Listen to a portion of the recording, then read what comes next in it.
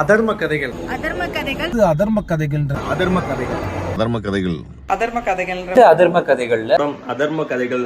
அதர்ம கதைகள். அதர்ம கதைகள் அப்படின்னு ஒரு படம் நம்ம காமராஜர் டைரக்ட் பண்ணியிருக்காரு. நிறைய திரை நட்சத்திரங்கள் நடிச்சிருக்காங்க. ரொம்ப சூப்பரா இருக்கு.